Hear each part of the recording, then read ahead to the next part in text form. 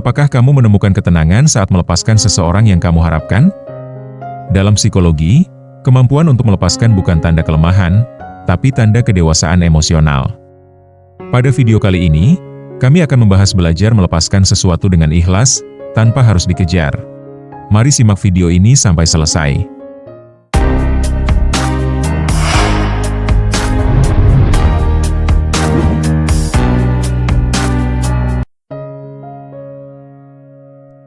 Pernah nggak, kamu merasa sudah berjuang sekuat tenaga untuk mempertahankan sesuatu, tapi hasilnya tetap sama?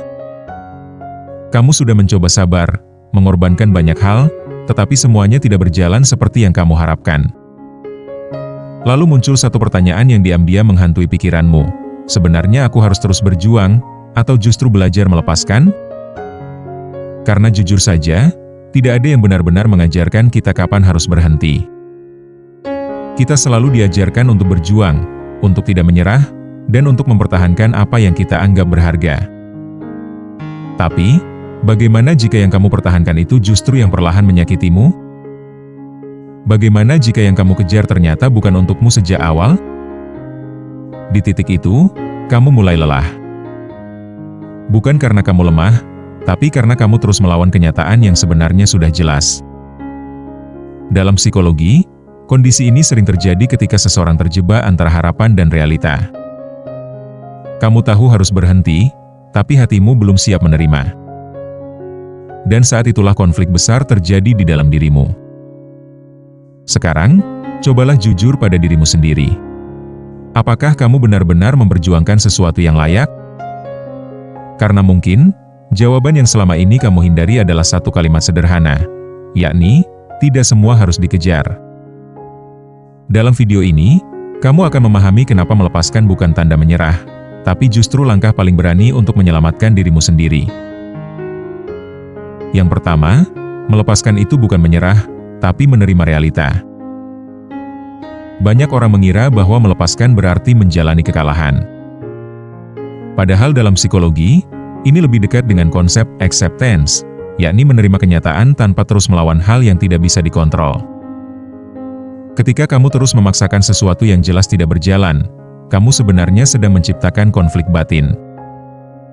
Di satu sisi kamu tahu itu sulit, tapi di sisi lain kamu tidak mau berhenti. Contohnya, seseorang yang terus mengejar hubungan yang sudah tidak sehat. Dia tahu dirinya sering disakiti, tapi tetap bertahan karena berharap semuanya berubah. Padahal yang berubah justru dirinya yang semakin lelah. Melepaskan bukan berarti kamu berhenti peduli. Tapi kamu berhenti menyakiti diri sendiri demi sesuatu yang tidak pasti. Ingat, melepaskan bukan tentang kehilangan, tapi tentang berhenti melawan kenyataan yang tidak bisa kamu ubah. Yang kedua, kamu tidak kehilangan, kamu sedang diberi ruang untuk sesuatu yang lebih tepat. Salah satu alasan kita sulit melepaskan adalah karena kita merasa kehilangan. Dalam psikologi, ini disebut loss aversion, yakni kecenderungan manusia untuk lebih takut kehilangan daripada menghargai kemungkinan baru.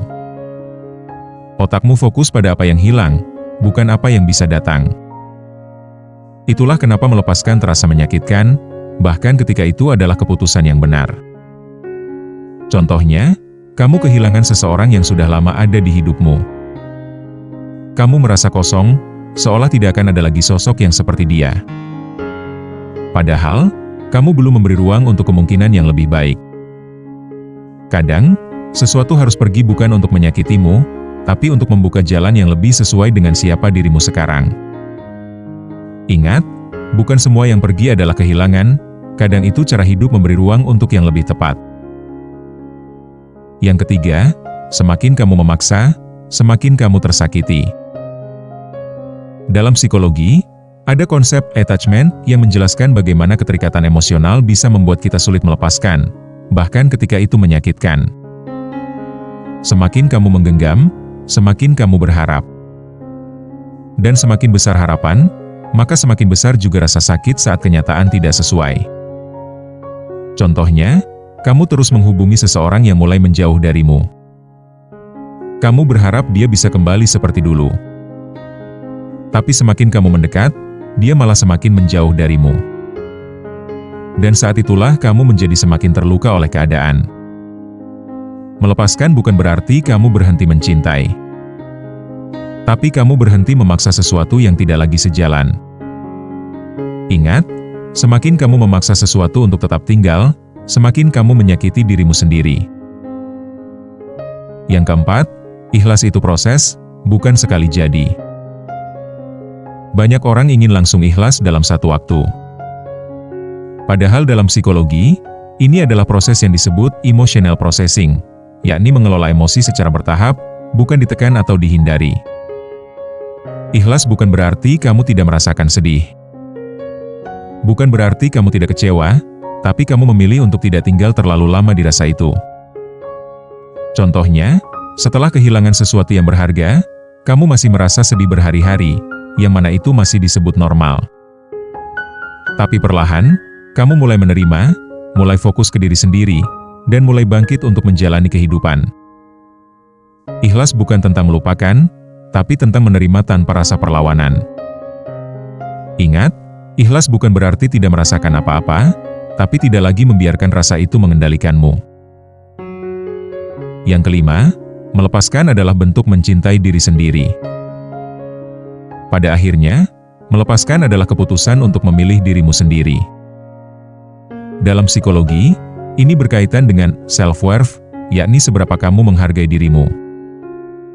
Jika kamu terus bertahan di sesuatu yang menyakitkan, itu berarti kamu menempatkan dirimu di posisi yang tidak layak. Tapi ketika kamu berani melepaskan, itu tanda kamu mulai menghargai dirimu. Contohnya, seseorang yang akhirnya berhenti mengejar hubungan yang tidak pasti.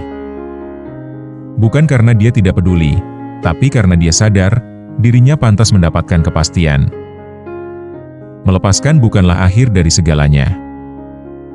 Justru itu awal dari hubungan yang lebih sehat dengan dirimu sendiri. Ingat, kadang, melepaskan bukan tentang dia, tapi tentang memilih untuk tidak kehilangan dirimu sendiri. Perlu diingat, tidak semua harus dikejar. Tidak semua harus dimiliki. Ada hal-hal dalam hidup yang justru akan datang saat kamu berhenti memaksakan. Melepaskan memang tidaklah mudah, tapi bertahan di sesuatu yang salah itu jauh lebih menyakitkan. Jadi jika hari ini kamu sedang berjuang untuk ikhlas, percayalah itu bukan kelemahan, tapi itu tanda kamu sedang tumbuh. Ingat, yang memang untukmu tidak akan pergi. Dan yang pergi memang bukan untukmu. Semoga video tadi bisa bermanfaat untuk kalian semua. Jangan lupa like dan subscribe, serta share ke teman atau media sosial. Sampai jumpa di video berikutnya.